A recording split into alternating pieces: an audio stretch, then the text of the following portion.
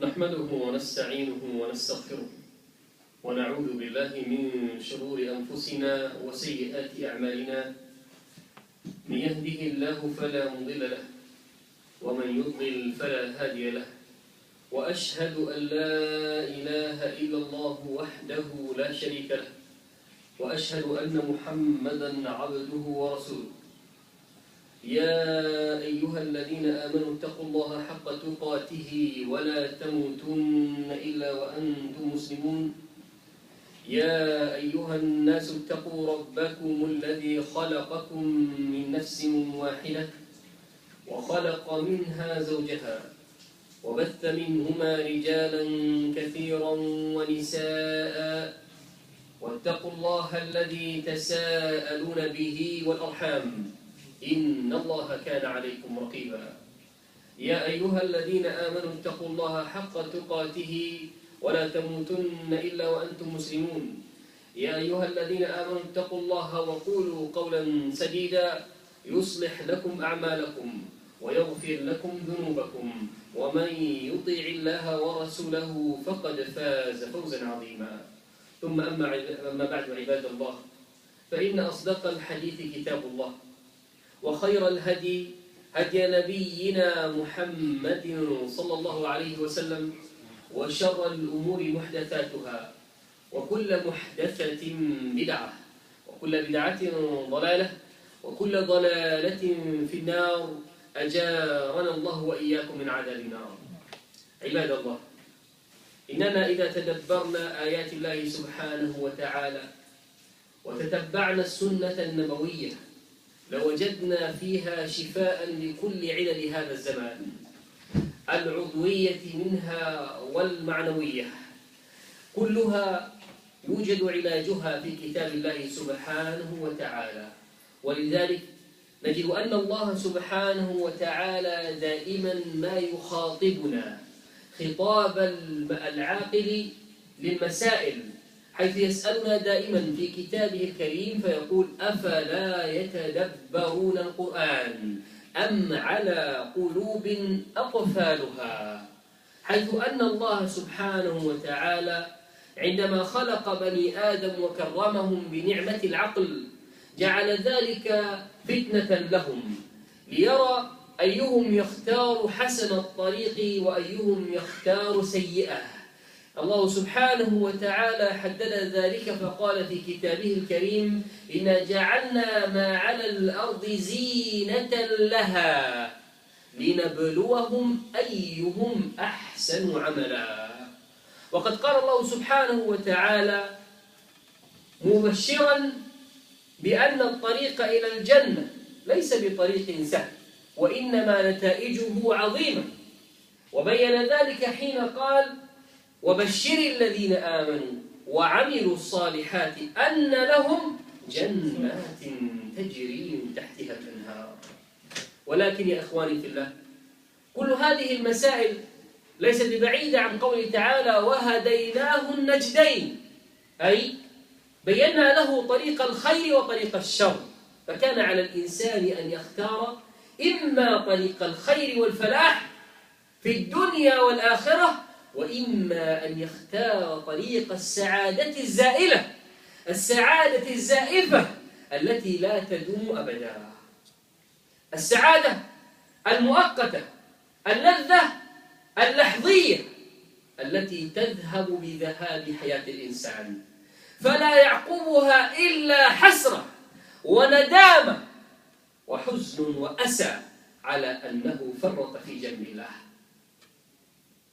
إن الله سبحانه وتعالى جعل لنا في هذه الدنيا فتنة، وجعل لنا فيها ابتلاءات ليمحصنا ليعرف من منا يشكر ومن منا يكفر. ولذلك نجد أن الله سبحانه وتعالى يقول: ولئن أذقنا الإنسان منا رحمة ثم ماذا عباد الله؟ ثم نزعناها إنه ليئوس كفور. هذا الإنسان إذا أصبحت النعمة بين يديه من الله سبحانه وتعالى ثم أخذت منه وأصبحت الرحمة تنزل علينا الله سبحانه وتعالى ثم تنزع عنه تجد الإنسان في يأس شديد. ولئن أذقناه نعماء من بعد ضراء مسته فهل يشكر الله سبحانه وتعالى بعد ذلك؟ لا والله. قد بين ذلك الله في كتابه قال إنه لفرح فخور. تجد أنه يفرح ويفخر وينسى بأن الله من أنعم عليه. وهذا ما حدث في كل الدول الإسلامية. عندما أصبحت لهم العزة نسوا من مصدر العزة وأخذوا يتشدقون بالديمقراطية والليبرالية وقوة البشر ونسوا قوة من خلق البشر حتى نزع الله منهم الرحمة وأذلهم بعد أن كانوا في عزة ورخاء. Dear brothers, Allah subhanahu wa ta'ala have made it clear that this purpose of this life is simple. And the test of the life for the true believers never ends. As you are a believer, you will be always tested. And the test is to testify and clarify your path, whether it will be the happiness path or the miserable path. Some people are fooled by the small amount of happiness that they live in this life.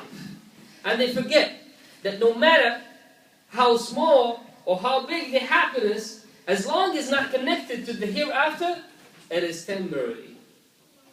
It's just a matter of time before you leave it behind. And nothing you'll gain except regret. That you didn't take the chance when you were handed the chance fully in your hand. You didn't take the chance to thank Allah subhanahu wa ta'ala, to repent to Him subhanahu wa ta'ala. It is in the Quran. It is in the Sunnah of Muhammad sallallahu alayhi wa sallam. If you read the Quran every day, you will learn that there are tests in the Quran. You will learn there are things in the life, obstacles you're going to face. And the right way to deal with it is the way that Allah subhanahu wa ta'ala described it and the Prophet sallallahu alayhi wa sallam described it. By thanking Him subhanahu wa ta'ala. But what we do, that when we are victorious, that we are conquerors, we take all the credit. We give the credit to ourselves, to our systems, to our people. We don't give the credit to Allah subhanahu wa ta'ala. It is in the Quran. We have seen this nowadays. All the Muslims around the world, they were given a chance to be the leaders of their nations. And what they did, instead of thanking Allah subhanahu wa ta'ala, they given the credit to the people. And they forgot the one who was there for them when they asked them. Allah subhanahu wa ta'ala described the status of each one of us. We have different status. When we are happy, we forget Allah subhanahu wa ta'ala. When we are distressed, oppressed, sad, we cry to Him subhanahu wa ta'ala. We seek refuge in Him. Because we know at that moment there is no one can help us but Him subhanahu wa ta'ala. And the sad part is that we don't go to Allah subhanahu wa ta'ala unless we lose every hope in the mankind around us. If I know that nobody will help me, it is then when I remember that I have a God that I can ask day and night. Allah subhanahu wa ta'ala stated in the Quran, أَمْ حَسِبْتُمْ أَن تَدْخُلُوا الْجَنَّةَ وَلَمَّا يَأْتِكُمْ مَثَلُ الَّذِينَ كَانُوا مِنْ قَبْلِكُمْ مَسَّتْهُمُ الْبَأْسَاءُ وَالضَّرَّاءُ وَزُلْزِلُوا حَتَّى يَقُولَ الرَّسُولُ وَالَّذِينَ مَعَهُ مَتَى نَصْرُ اللَّهِ أَلَا إِنَّ نَصْرَ اللَّهِ قَرِيبٌ. Allah subhanahu wa ta'ala stated in His Quran, and you think you'll be granted the heaven. You think that you will take it easy. You think you will be in the heaven without being tested.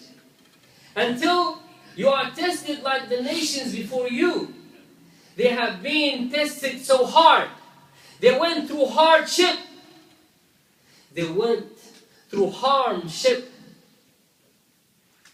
until the Prophet himself and the true believers with him asked Allah subhanahu wa ta'ala, when is your victory? They were very distressed. They were going through a lot of hardship, that they knew that there is no one can lift that from them but Allah subhanahu wa ta'ala. It is sad that despite the fact that the Quran is so clear that we don't have the heart to read the Quran, it is sad that every test comes by and it's supposed to be a wake-up call for everyone, and we don't learn the lessons. The history is in the books. It is there, you can read it. Read what happened to the nations before us. Read what happened to Fouad. Read what happened to Qarun. Read what happened to the people of Salih. All of them, they're gone. There were too many of them who disbelieved on the message. And those who believed in the message, they were less. Because we are easy to be fooled by the shaitan. In this dunya, you will be always tricked by the shaitan. There are fitans, you will see them. We see nowadays a great test going all around. Too many people are killed. And there is no certain reason for them being killed. The soul of a Muslim nowadays became so cheap that if a day goes by and only a few hundred are killed, we feel something is different. Because we are used to the thousands of number of the killing. If a day goes by without the sad news from a Muslim world, then the day is not the same. We were promised that we will lead the nations in the day of judgment and in the dunya. What is the reason that we are staying behind the nations? What is the reason that we cannot be united? What is it? Name it. Wealth, we do have the wealth. Resource, we have all the resources we need. Give me one reason the Muslim cannot be united. And you will find out that the reason is not material. The reason is in our hearts. Because our heart is not aligned. We call each other names. We practice racism amongst each other. People think that the racism exists only in the Western systems. No, it is not. Let us not fool ourselves. We are racist amongst each other. We call this, oh, he's from this country, he's from that country. In the same country, we say that he's from the north. I am from the south. He's from the east. I'm from the west. And we call ourselves Muslims. Shame on us. That we cannot realize that religion of Islam came to make us all equal. There's no difference between each other except our faith and belief and commitment to Allah subhanahu wa ta'ala. We call ourselves true believers, and we're not this close to be like the true believers were. Go anywhere in the Muslim world, any country, pick a country randomly from the map, and tell me there is no any sign of racism there. Anywhere. Africa, America, Europe, Middle East, everywhere you go, you'll find this kind of racism. And we call ourselves Muslims. How do we expect from Allah subhanahu wa ta'ala to give us the chance to be victorious again like our grandparents used to be? Our true leaders of Islam like Umar ibn al-Khattab, like Abu Bakr as-Siddiq, like Ja'far ibn Abi Talib. Those who made history should have been written in gold ink.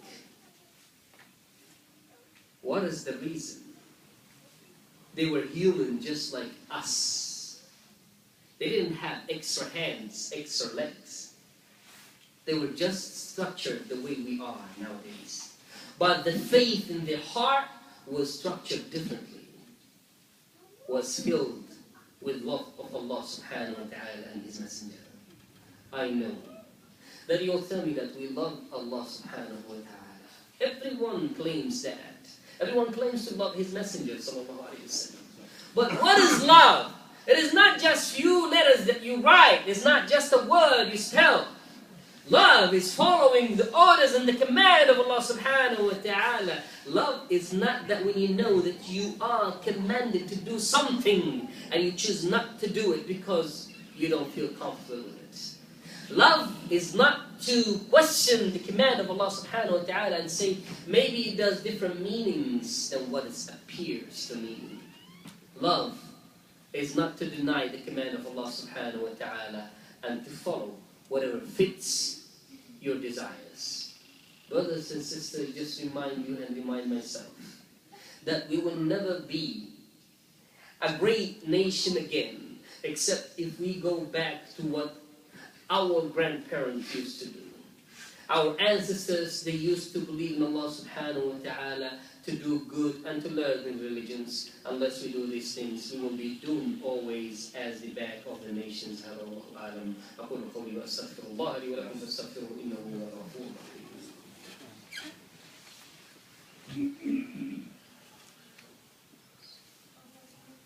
الحمد لله وكفى وسلام على عباده الذين اصطفى عباد الله. إن الله سبحانه وتعالى أمركم بأمر بدأ به في نفسه ثم ثنى بملائكته المسبحة بقدسه فقال عز من قائل قائلا عليما إن الله وملائكته يصلون على النبي يا أيها الذين آمنوا صلوا عليه وسلموا تسليما. اللهم صل وسلم على نبينا محمد وعلى آل سيدنا محمد وارض اللهم عن أمهاتنا أمهات المؤمنين عائشة وحفصة وسائر نساء النبي الأمين. اللهم وارض عن خلفائه الراشدين أبي بكر وعمر وعثمان وعلي ومن تبعهم بإحسان إلى يوم الدين. عباد الله إن الله يأمركم بالعدل والإحسان وإيتاء ذي القربى وينهاكم